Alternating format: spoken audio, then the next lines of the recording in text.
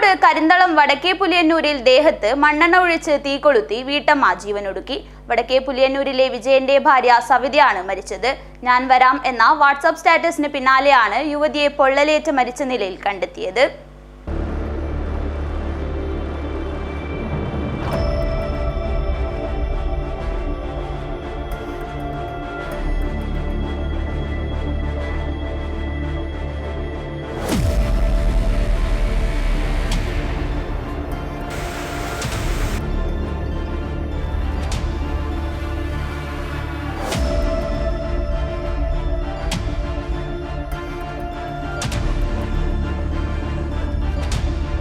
കിനാനൂർ കരിന്തളം പഞ്ചായത്തിലെ കരിന്തളം വടക്കേ പുലിയന്നൂരിലെ വീട്ടമ്മ മണ്ണെണ്ണ ഒഴിച്ച് തീ കൊളുത്തിയ സംഭവം നാടിനെ കണ്ണീരിലാഴ്ത്തി.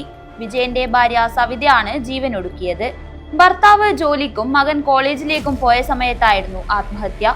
മകളുടെ കല്യാണം നേരത്തെ കഴിഞ്ഞിരുന്നു. ചീമേനിയിലെ ഒരു കടയിൽ ജോലി ചെയ്തു വരികയായിരുന്നു സവിത.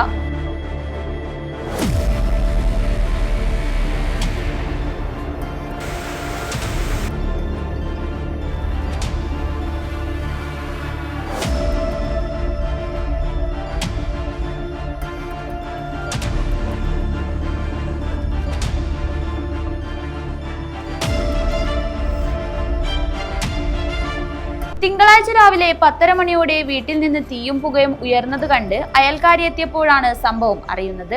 ഉടൻ തന്നെ വെള്ളമൊഴിച്ച് തീ കെടുത്തി. അപ്പോഴേക്കും മരണം സംഭവിച്ചിരുന്നു. രാവിലെ 9 മണിയോടെ സവിത വാട്സാപ്പ് സ്റ്റാറ്റസ് ഇട്ടിരുന്നു. ഞാൻ വരാം എന്നായിരുന്നു സ്റ്റാറ്റസ്. മണ്ണെണ്ണ ഒഴിച്ച് തീ കൊളുത്തിയതാണെന്നാണ് പ്രാഥമിക നിഗമനം.